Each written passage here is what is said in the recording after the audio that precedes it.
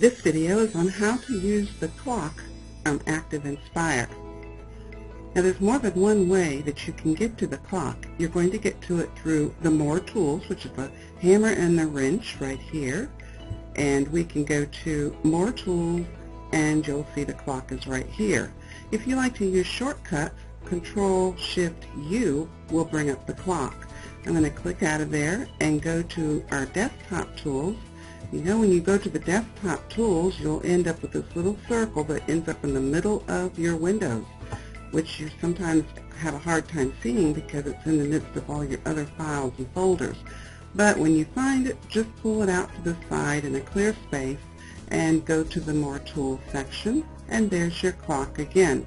So you can actually have the clock set on the desktop of your windows, or you could go back right into ActivInspire if you may be doing a quiz or something in ActivInspire that you want to time them.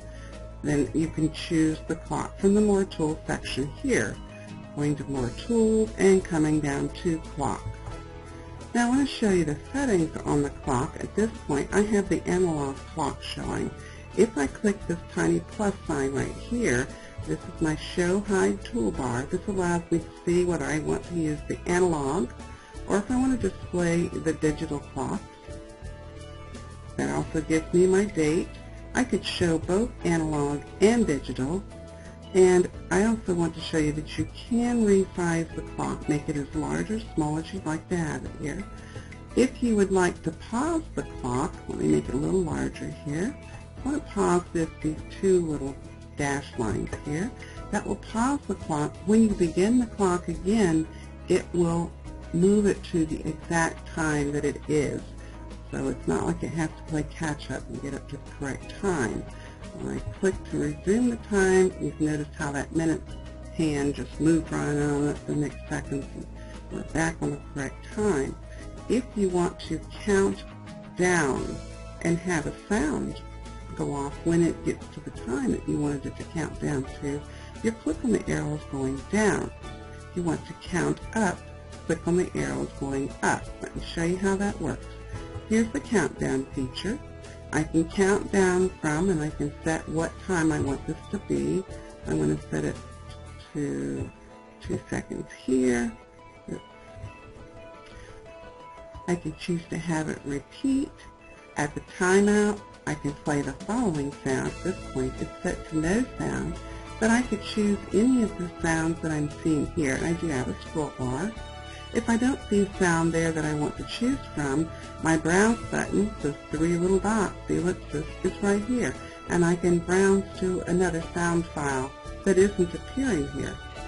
So you do have a choice. I'm going to go ahead and choose this little cat sound. At the timeout, perform the following action. So not only do I get to choose a sound when it times out, I can also choose for it to do something. Like maybe I'd like it to turn to the next page of the flip chart. And in timing students, if they only have a certain amount of time to do the activity on each one of these pages.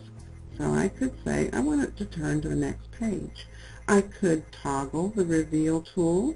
Remember that reveal tool is like the window shade that you pull down. I could reset the page so it goes back to the way it was originally saved.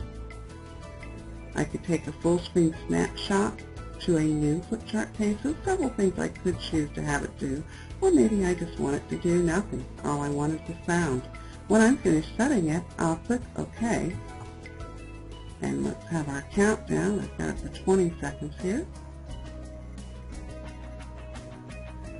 This is great for the students to be able to look and see how much time do they have left.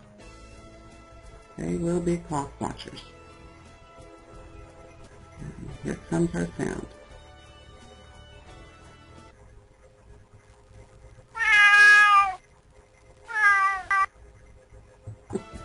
And that's how you use the clock in ActivInspire.